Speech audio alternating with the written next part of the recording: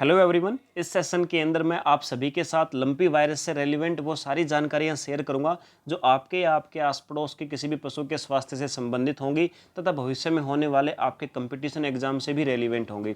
तो देखिए, आप सभी जानते हैं जिस प्रकार से कोरोना वायरस ने मानव जीवन को अस्त व्यस्त किया था, बुरी तरह से मानव जीवन को प्रभावित किया था, उसी प्रकार से अब पशुओं स्पेशली हम कह सकते हैं दूध देने वाले पशुओं के जीवन को भी अस्त व्यस्त कर दिया है एक वायरस ने प्यारे बच्चों, जो बहुत ही तेजी के साथ फैलता जा रहा है।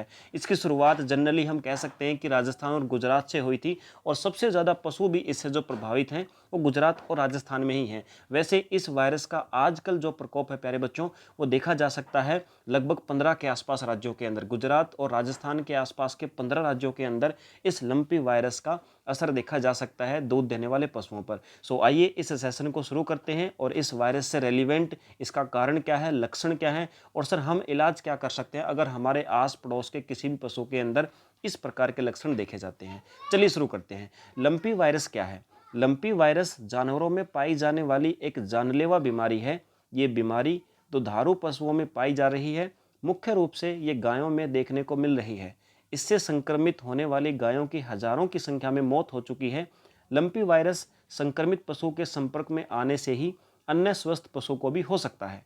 लंपी वायरस को विश्व पशु स्वास्थ्य संगठन ने अधिसूचित बीमारी घोषित की है। इसका कोई पुख्ता इलाज अभी तक नहीं आया है, हालांकि इसका इलाज सिर्फ लक्षणों के आधार पर ही किया जा सकता है। कैसे फैलता है लंपी वायरस? लंपी वायरस एक संक्रमित रोग है जो एक पशु से दूसरे पशु को हो जाता है। जानकारी के लिए बता दें कि इसका संक्रमण मुख्य रूप से मच्छरों, मक्खियों, ततैयों, जूं आदि से फैल सकता है। इसके अलावा पशुओं के सीधे संपर्क में आने से भी फैल सकती है। खासकर साथ खाने, दूषित खाने और पानी के सेवन करने से भी ये बीमारियां फैल सकती हैं। लंपी वायरस एक बहुत ही तेजी से फैलने वाला वायरस है। वर्तमान में 15 से भी अधिक राज्यों में इस बीमारी के फैलने की पुष्टि हो चुकी है। इस बीमारी से पशुओं को बचाने के लिए समय पर लक्षणों की पहचान कर उनके आधार पर इलाज शुरू कर देना ही एकमात्र तरीका है। यहाँ जानिए लंपी वायरस के लक्षण क्या क्या हो सकते हैं। लंपी वायरस से संक्रमित पशुओं में ये लक्षण देखने को मिल रहे हैं। लंपी वायरस से संक्रमित पशुओं को संक्रमण के बाद तेज बुखार बना रहता है, दूध की मात्रा में अत्यधिक कमी आती है, पशुओं की त्वचा पर चकत्ते और गांठें बन जाती हैं, भूख कम लगती है पशुओं को, पशु के पैरों में सूजन और लंगड़ापन भी आ जाता है। नर पशुओं में कार्य करने की क्षमता कम हो जाती है, पशुओं के वजन में कमी आती है, लार बहने लगती है और आंख नाक से पानी आना भी इसके मुख्य लक्षणों में से एक है। इसके अतिरिक्त अलग अलग पशुओं में अलग अलग लक्षण भी देखे जा सकते हैं। इसके बचाव के क्या क्या तरीके हैं?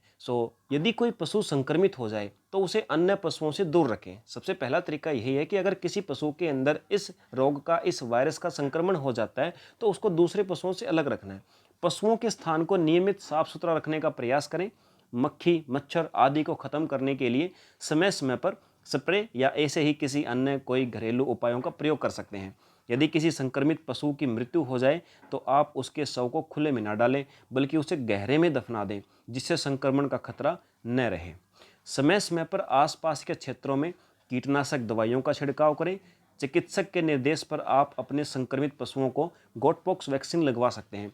अगर चिकित्सक आपको सलाह देता है तो प्यारे बच्चों गोटपॉक्स वैक्सीन लगवा सकते हैं। साथियों, पशुओं को मल्टीविटामिन की दवाइयाँ भी दी जा सकती हैं, वो भी लेकिन आपको चिकित्सक के परामर्श पर ही देनी है, जिससे कि उनकी इम्यूनिटी बढ़ सके। Thank you.